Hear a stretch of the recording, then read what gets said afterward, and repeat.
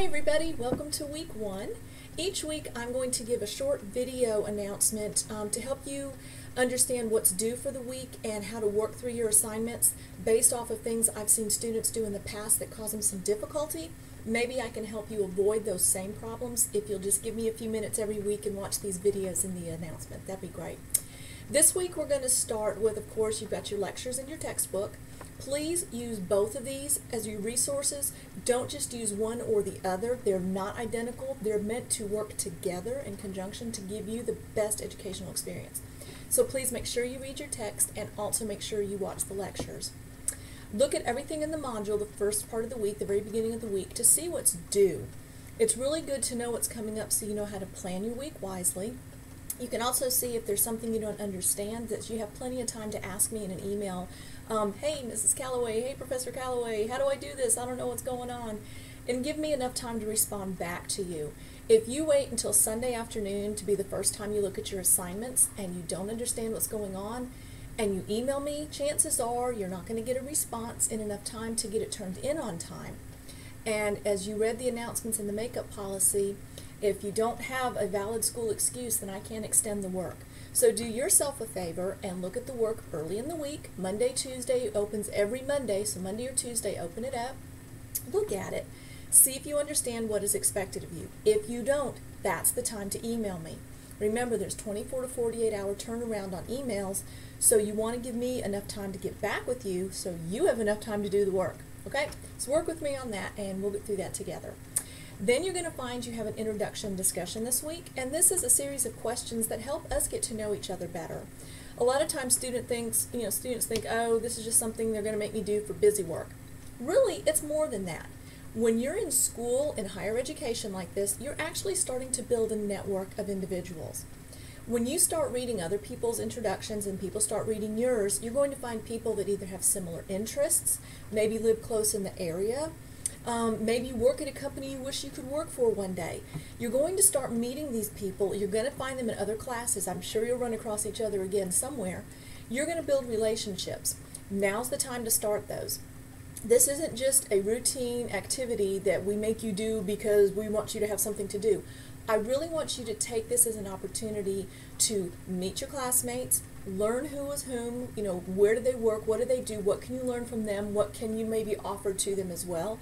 Start building your professional network through your classmates. Okay, so make sure you do the introduction and do it well. Take some time with that.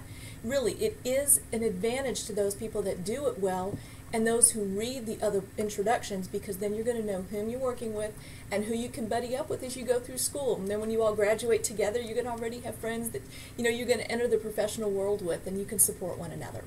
So that's the introduction. The next thing is going to be your discussion posts. Each week you're going to be required to do a discussion, and this is going to be one initial post which answers any of the questions that are asked that week. You have to have that in by Wednesday. Then you must respond to 2 or more classmates. I encourage more because everything you do, it just enhances your learning. So 2 or more classmates by Sunday. But here's the catch. You have to post on 3 or more different days. So don't do them all on one day because you will lose points for that.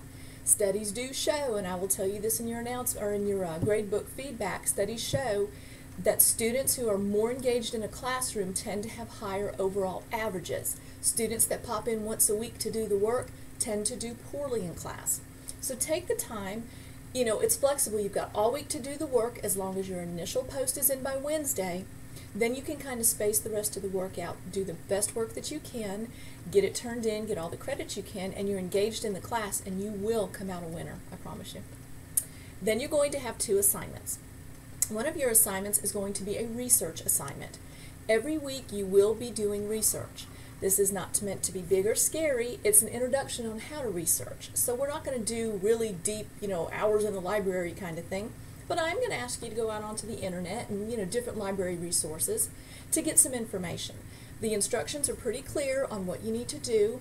I want everybody to look at the list of companies. There are 5 companies. When you open that assignment, look at each of the companies and then decide which one you want to choose to work with. You could only work with one of the 5 listed. If you have had this class previously, None of the work from the previous class is going to work here because they're all different companies. So you will have to redo each assignment based on the new company information. Please look at that quickly so you have time to research each company. You probably haven't heard of all of them, so stretch yourself a little bit. Learn something about a company you don't know anything about. That's exciting. That's learning. That's education. Don't pick something you think you know. One of the problems with that is you may start trying to answer questions based off of your head knowledge and not research knowledge. I'll be able to identify that, and I will ask you to go back and either change your company or do further research. So make sure you choose somebody you don't really know. If you want to choose a company because you're very interested in them, that's fine. Make sure you research, okay? And then the other assignment is a business plan. This term, you are going to create your own business. This is a fictional business, or it could be something you've actually already started. It cannot be a franchise, okay? I don't want you to open up a McDonald's or a Hallmark. This has to be your own business, not a franchise. They've already got a business plan. You don't need to rewrite their business plan. So it's going to be something that you want to do. It has to earn a profit. Now, the difference here is it's got to be a business, which bottom line means turns profit. It's not going to be a nonprofit organization whose focus is more on the good of the society as opposed to the good of the shareholders.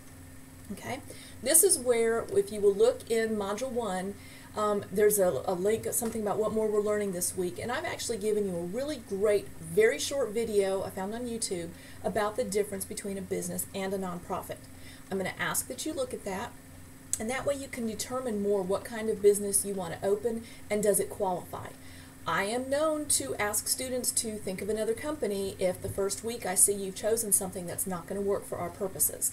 So I also say don't make it something grandma or I would blush over. Okay, let's make these some real legit businesses. I don't want to see gentlemen clubs. I don't want to see, you know, stores that sell certain things for entertainment purposes that maybe people would be uncomfortable with, okay? I'm really going to ask you to keep this above board. Every term, I pretty much always have one student try me, and that student always has to pretty much do something else. So even though it may be a legitimate business, I really ask that you take me into consideration and your grandma, would she want to see what you're doing? Make it something proud. Make it something she'd be proud of.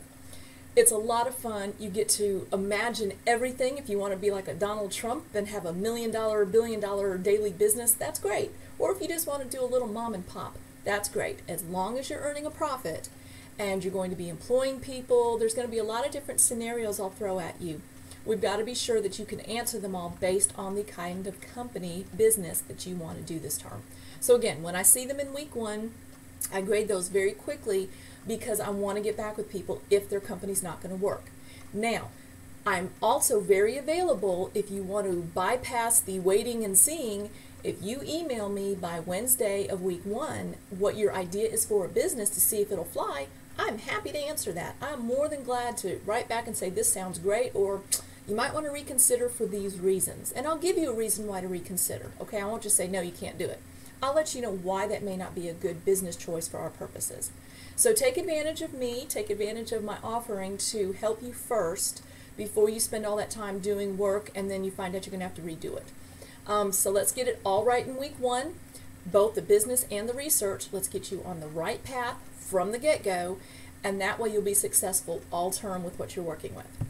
So this one has been a pretty long video. My other announcements during the next few weeks are not going to be this long, but I did want to introduce a few of the concepts, what we're working with, and to let you know that I'm available to you.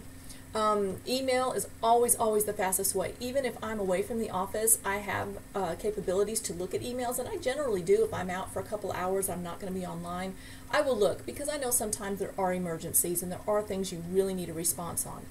But don't let that be an excuse on Sunday afternoon that you email me because you still got the 24-48 hour turnaround. I may look, and it's highly likely I will look, but if I don't, you don't want to miss an opportunity to turn in work. And saying, well, I was waiting on a response from you, 24 to 48 hours, okay? Y'all hear my heart on that, and we can work through this together.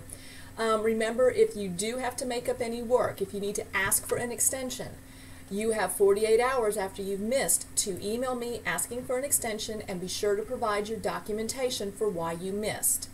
review the makeup policy and the announcements, review the syllabus, and these are the reasons that an extension can be granted, okay? I'm sorry if your puppy chewed through your computer cord. Have a backup plan in place. I'm sorry if it's raining outside and you took a nap and you overslept the deadline. Have a backup plan in place. Do your work earlier in the week, okay? Don't let things cause you to fail. You be responsible for yourself and your time management, and you are going to just rock this course. I'm here to help you. I'm here to encourage you. I'm here to answer any questions you have. Please feel free to get a hold of me, okay? So I look forward to our first week. I will give good feedback. Please always check the gradebook, because I will give feedback in the gradebook. You'll know where you stand. And if you have any questions there, always let me know too. Okay, I've taken enough of your time today, and I'm just excited to have you in class. Can't wait to work with you. Drop me an email. Let me know how things are going. Keep in touch with me. This is a two-way street. I am not just some person on the other side of the computer that you'll never see. Trust me, you'll see me every week in class, I promise. So take care, have a great week one, and I will see you soon. Bye-bye.